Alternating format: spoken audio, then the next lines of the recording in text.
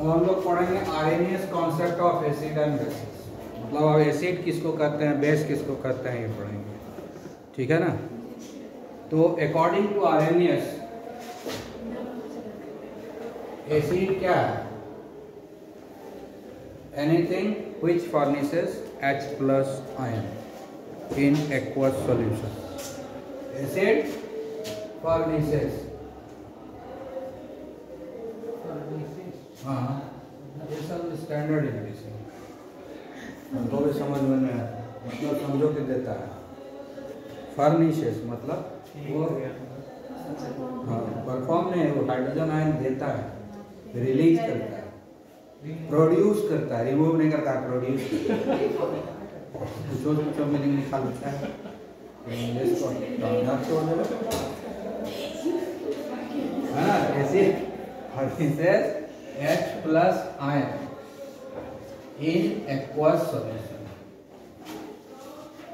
ठीक है ना। कोई चीज को अगर हम पानी में डिजॉल्व कर देंगे और अगर वह H plus ion प्रोड्यूस कर दिया तो वो जो है एसिड है। ठीक है। उसके बाद बेस कौन है? Furnishes OH minus ion in aqueous solution. अगर किसी चीज को हम पानी में डालें और वो OH माइनस आयन रिलीज कर दे तो वो हो गया बेस। ठीक है, आगे आवाज समझ में है? तो एसिड भी बताया था कि दो तरह का होता है, weak acid, strong acid, weak base और स्ट्रॉन्ग बेस। ठीक है ना। अब एसिड है तो पहले हम लोग वीक एसिड को ही देखते हैं। ठीक है, तो वीक एसिड हम लोग देखते हैं कौन कौन है, कुछ याद है? हाँ जी याद है। जितना खट्टा चीज खाता है सब वीक एसिड या बोलता है, याद नहीं।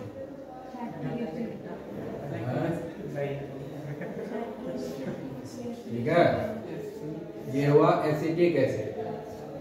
ठीक है, इसको हम जैसे ही पानी में डालेंगे, ठीक है, ये रिलीज करेगा CH3CO एसीटेट आयन और साथ में H प्लस आयन। ठीक है। दूसरा जो सबसे पॉपुलर है एसिड में, ऑक्जेलिक एसिड ले सकते हो।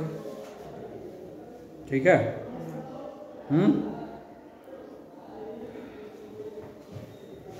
ऑक्जेलिक एसिड का स्ट्रक्चर ये होता है, इसको खाया हो कभी कि नहीं? ऑक्जेलिक एसिड को कब खाए, कब खाए बता? कब खाए? टमाटर जब खाते हैं। ठीक है ना। ये कहाँ है? टोमेटो में।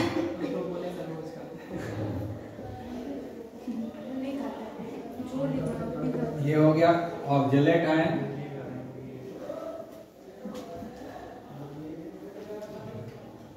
ये हुआ हमारा वीक एसिड। ठीक है, इसलिए हम लोग इक्विलिब्रियम का साइन दिए हुआ है। अब जो है स्ट्रॉन्ग एसिड। ठीक है, स्ट्रॉन्ग एसिड में HCl, इसमें एक ही एरो पड़ेगा, H plus Cl minus 100% dissociation. ठीक है, HNO3 nitric acid, H plus NO3। ठीक है। उसके बाद हम लोग एक और आता है H2SO4 जो बहुत पॉपुलर है। तो ये होगा 2H plus and then sulphate ion. ठीक है, क्या कॉमन है सारे एसिड में? H प्लस में। What is common in all acid? H plus.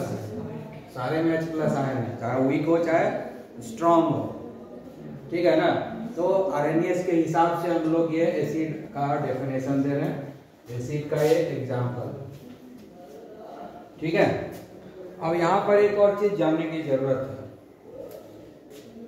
RNS कहता तो है कि H+ आयन देता है, देता भी होगा, लेकिन हमको मिलता नहीं, लेकिन मिलता नहीं है। क्यों नहीं मिलता, अब इसका सोचो। फिर भी बोलते हैं कि मिलता है, हैं? झूठ मूठ का नहीं मिलता है, सही मिलता है, थोड़ा सोचना पड़ता है, ठीक है। क्या होता है, होता क्या है कि ये जो हाइड्रोजन है ये 1 है, इसका इलेक्ट्रॉनिक कॉन्फ़िगरेशन क्या है, 1s1, ठीक है ना। जब ये H+ हो गया, ये हो गया 1s0, हो गया ना। यहां पर क्या है, प्रोटॉन 1 है और इलेक्ट्रॉन भी 1 है हाइड्रोजन में, हाइड्रोजन एटम में। लेकिन जब ये हाइड्रोजन आयन बन गया तो प्रोटॉन अभी भी 1 है, लेकिन इलेक्ट्रॉन हो गया 0, यानी ऐसा स्पीशीज बन गया जिसके पास इलेक्ट्रॉन है ही नहीं। यही एकमात्र दुनिया में है जिसके पास इलेक्ट्रॉन होता ही नहीं है, ठीक है ना। है? इसीलिए आयन होते हुए भी इसको हम लोग प्रोटॉन बोल देते हैं, H+ को हम लोग प्रोटॉन भी बोलते हैं, H+ को हम लोग प्रोटॉन भी बोलते हैं, क्योंकि इसके पास न्यूट्रॉन तो है ही नहीं, इलेक्ट्रॉन भी चला गया, न्यूट्रॉन है ही नहीं, जाएगा कहाँ? न्यूट्रॉन हाइड्रोजन के पास है ही नहीं, न्यूट्रॉन हाइड्रोजन के पास होता ही नहीं है, ठीक है। उसके पास एक प्रोटॉन है और एक इलेक्ट्रॉन है, और जब वो आयन बनता है तो एक इलेक्ट्रॉन भी चला जाता है उसको छोड़ के, सिर्फ अकेला प्रोटॉन। तो इसलिए हाइड्रोजन आयन को हम लोग प्रोटॉन भी बोलते हैं, ये याद रखोगे। तो कहीं केमिस्ट्री में प्रोटॉन नजर आए तो समझ जाना हाइड्रोजन आयन के बारे में बात कर रहा है। फिजिक्स में बात करें तो बात दूसरा हो, लेकिन अगर केमिस्ट्री में प्रोटॉन का बात किया तो समझ जाना ये क्या, किसका बात कर रहा है, हाइड्रोजन आयन, हाइड्रोजन का नहीं, हाइड्रोजन आयन का, समझ गया ना। होता क्या है कि हाइड्रोजन का एक तो एक्सट्रीमली स्मॉल साइज है, दुनिया में सबसे छोटा है ये, है ना। इससे भी छोटा कोई एटम होता है क्या? नहीं ना, सबसे छोटा है। और जब एक इलेक्ट्रॉन का लॉस हो जाता है तो प्रोटॉन को आज़ादी मिल जाती है, उससे लड़ने वाला कोई नहीं, ना? बहुत बड़ा रंगबाज बन गया, यानी चार्ज डेंसिटी काफी ज्यादा हो गया, क्योंकि इलेक्ट्रॉन है नहीं, इलेक्ट्रॉन रहेगा तब तो उसके चारों तरफ घूमेगा, उसके चार्ज को कंट्रोल करेगा, हाँ? इलेक्ट्रॉन उसके चारों तरफ एक भी नहीं, प्रोटॉन आजादी, पूरी तरह से आजादी। तो चार्ज डेंसिटी काफी ज्यादा है, चार्ज काफी ज्यादा है और साइज एकदम छोटा है। साइज इसका सबसे छोटा है हाइड्रोजन का, और चार्ज काफी ज्यादा है क्योंकि प्रोटॉन है, ठीक है ना। तो प्रोटॉन का तो चार्ज डेंसिटी बहुत हो गया ना। तो चार्ज डेंसिटी जब ज्यादा है और एक्सट्रीमली स्मॉल है, ये कभी फ्री फॉर्म में नहीं रहेगा। दिमाग तो आसमान पे चढ़ा हुआ है इसका, समझ गया कि नहीं। ठीक, क्या करता है, वाटर पर अटैक कर देता है तुरंत। क्या करता है, वाटर पर ये अटैक करता है। ये H+ जो है वाटर के ऊपर अटैक करेगा। वाटर के ऊपर दो लोन पेयर होता है ऑक्सीजन के ऊपर। ये H+ किसके ऊपर अटैक कर दिया, वाटर के ऊपर। ये H+ इससे जुड़ गया, ये है पेयर ऑफ इलेक्ट्रॉन। अभी कोऑर्डिनेट कोवैलेंट बॉन्ड का बात किए थे अभी कुछ देर पहले। ये जो H+ आयन है ना, इसके साथ कोऑर्डिनेट कोवैलेंट बॉन्ड बना लेगा, ठीक है। इसके पास पेयर ऑफ इलेक्ट्रॉन है ही इस ऑक्सीजन के पास, इसके पास नहीं है। कोवैलेंट बॉन्ड बनाने के लिए 2 इलेक्ट्रॉन चाहिए जो ये ऑक्सीजन दे देगा, तो वो इस ऑक्सीजन के साथ ये बॉन्ड बना लेगा, ठीक है। और इसके ऊपर पॉजिटिव चार्ज डेवलप हो जाएगा ऑक्सीजन के ऊपर, तो बन जाएगा जो ये आ गया हाइड्रोनियम आयन बन गया। इसको बोलते हैं hydronium ion, hydronium. So H+ exists as hydronium ion. Hydrogen ion कभी हाइड्रोजन आयन के जैसा तुमको मिलेगा नहीं, वो हमको हाइड्रोनियम आयन के रूप में मिलता है। इसलिए कभी कंफ्यूज नहीं होता है। कभी कोई कह देगा H+ तो होता ही नहीं है, और होता है लेकिन वो अकेले नहीं रहता है। समझ गया है? वो वाटर के ऊपर अटैक कर देता है और उसके साथ अटैच हो जाता है। समझ गया है ना? क्योंकि वाटर क्या होता है, हाइड्रोजन ऑक्सीजन पे इलेक्ट्रोनेगेटिविटी डिफरेंस काफी ज्यादा है, तो ये डाइपोलर कंपाउंड है, इसलिए इसको अटैक करना आसान होता है। इलेक्ट्रॉन रिच साइट है ऑक्सीजन के ऊपर, नॉन बॉन्डिंग इलेक्ट्रॉन 4 है उसके पास, इसलिए वो अटैक करेगा। फिर से ये अटैक करता है, यही रुकता नहीं है, इसको मौका मिलेगा फिर आगे बढ़ेगा, फिर ये जाके H2O पर अटैक करेगा। ये जो है ना हाइड्रोनियम है, अब इसके ऊपर अटैक कर देगा, 3 2 5 तो बन जाएगा H5 H2O अटैक किया ना, H+, अब H2O एक ऑक्सीजन बचेगा, बढ़ेगा ना, समझ गया? फिर वाटर के ऊपर फिर अटैक करेगा, पॉजिटिव चार्ज है ना, फिर अटैक कर देगा इसके ऊपर, तो बन जाएगा H7O3। यहाँ एक ऑक्सीजन था, एक ऑक्सीजन यहाँ बढ़ा, फिर यहाँ एक ऑक्सीजन है, फिर बढ़ा, 2 हाइड्रोजन बढ़ा, तो इस तरह से चलते रहे। 4 तक तो ऐड करता है, ठीक है ना? एक वाटर मॉलिक्यूल, दूसरा वाटर मॉलिक्यूल, तीसरा मॉलिक्यूल, एक और ऐड करता है, 4 तक ये ऐड कर देता है निश्चित रूप से, ठीक है? ये बन जाएगा H9, 2 हाइड्रोजन बढ़ गया और एक ऑक्सीजन बढ़ गया, एक ऑक्सीजन बढ़ा तो 4 हो जाएगा। समझ गया? तो इसलिए हमको H+ आयन नजर नहीं आता है।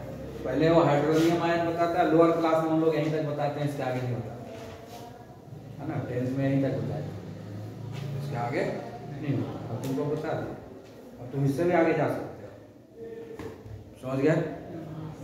आया हुआ समझ में? ये हुआ नेचर ऑफ हाइड्रोजन आयन। ये जो डिस्कस किए क्या हो गया, nature of hydrogen ion. Hydrogen का नेचर कैसा होता है, वो इंडिपेंडेंट नहीं रह सकता। हाइड्रोजन आयन इंडिपेंडेंट नहीं रह सकता। ये जो डिस्कस किया हम लोग, किसका डिस्कशन हुआ, nature of hydrogen ion. Nature इसका क्या हुआ कि इंडिपेंडेंट एग्जिस्ट नहीं करेगा, ये हमेशा वाटर के साथ कंबाइन करके एग्जिस्ट करेगा, और ये 4 वाटर मॉलिक्यूल को आपस में जोड़ सकता है।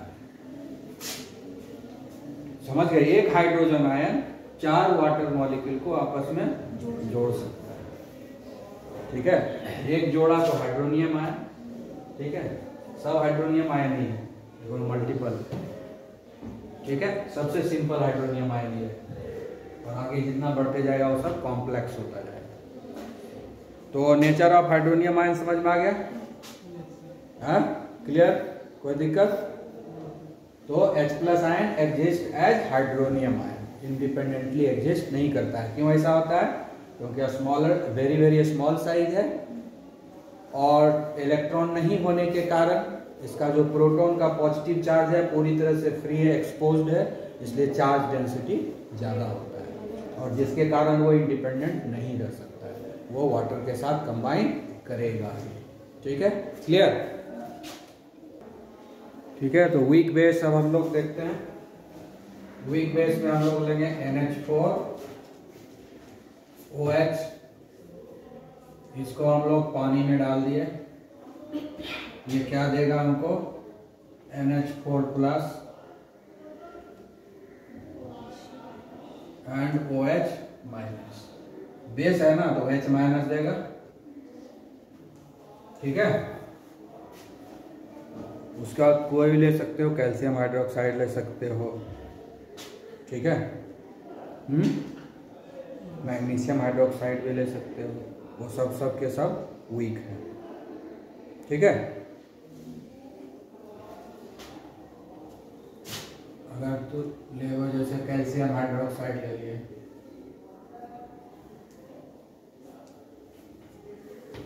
ये क्या होगा, Ca2+, ठीक है? OH minus. ये हो गया हमारा वीक बेस, OH माइनस दिया। अब हम लोग स्ट्रॉन्ग बेस का बात करेंगे, पोटेशियम हाइड्रोक्साइड। तो इसमें तो खैर सिंगल एरो पड़ेगा।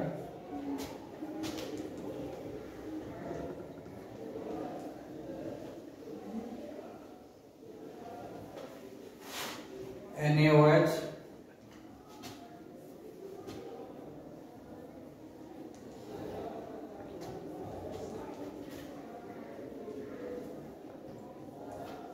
ठीक है। पोटेशियम हाइड्रोक्साइड और सोडियम हाइड्रोक्साइड को छोड़ करके बाकी जितना बेस है सबको हम लोग वीक मानते हैं, ठीक है ना। बाकी सबको वीक मानते हैं। यही दो है जिसको हम लोग स्ट्रॉन्ग बेस मानते हैं, sodium hydroxide and potassium hydroxide. इसमें सिंगल एरो दिए हैं क्योंकि कंप्लीट आयनाइजेशन होता है, कंप्लीट आयनाइजेशन होता है, ठीक है ना। इसलिए इसमें डबल हेडेड एरो नहीं दे सकते हैं क्योंकि इक्विलिब्रियम अचीव होता है नहीं है, ठीक है। तो क्या चीज कॉमन है सारे बेस में? OH minus ion. जैसे ही इसको हम पानी में डालेंगे किसी बेस को तो वो OH माइनस आयन देगा, ठीक है। यही पहचान है बेस का, किसके हिसाब से? RNAs के हिसाब से, ठीक है ना। है? अब समस्या ये है कि ये OH माइनस आयन भी इंडिपेंडेंटली एग्जिस्ट नहीं करता है। नेचर ऑफ OH माइनस, ठीक है ना, ये भी इंडिपेंडेंटली एग्जिस्ट नहीं करता, ये भी वाटर से कंबाइन कर देता है। समझ गया? ये भी वाटर से कंबाइन करेगा, ठीक है, क्योंकि इसके ऊपर भी चार्ज डेंसिटी काफी ज्यादा है। ये भी बहुत बड़ा साइज में नहीं है। ऑक्सीजन है, हाइड्रोजन है, दोनों स्मॉलर इन साइज, इसलिए ओवरऑल स्मॉल साइज ही है। चार्ज इसके ऊपर ज़्यादा है। तो हाइड्रोजन के इतना तो चार्ज डेंसिटी नहीं होता है, फिर भी इसमें चार्ज डेंसिटी इतना सफिशिएंट होता है कि ये वाटर के साथ कंबाइन कर जाए। लेकिन ये इंडिपेंडेंटली भी OH माइनस आयन मिल सकता है। H प्लस आयन की तो गारंटी है वो नहीं मिलेगा, लेकिन OH माइनस आयन कुछ मिल सकता है, इंडिपेंडेंट भी मिल सकता है और कंबाइंड फॉर्म में भी मिल सकता है। तो ये नेचर हुआ OH माइनस आयन। तो ये OH माइनस आयन क्या करेगा? वाटर के साथ कंबाइन करेगा, ठीक है। तो क्या बन जाएगा? यहां पर एक ऑक्सीजन बढ़ेगा, एक हाइड्रोजन बढ़ेगा, H3O2, ठीक है। आया बात समझ में? फिर जो है इसके साथ दूसरे मॉलिक्यूल से भी कंबाइन कर सकता है। 2 3 2 5, एक ऑक्सीजन बढ़ा, ठीक है। फिर वाटर से कंबाइन करेगा, H7O4, कितना हुआ? 1 2 3 4, एक और हो जाएगा H9O5। तो OH माइनस आयन भी कंबाइंड फॉर्म में एग्जिस्ट करता है, जैसे कि H प्लस आयन। तो ये हो गया हमारा RNAs concept of acid and base. समझ में आ गया अच्छी तरीके से, ठीक है। तो अब 2 कॉन्सेप्ट और बचा है एसिड और बेस का, जो नेक्स्ट लेक्चर में कंप्लीट करना है, ठीक है। क्लियर?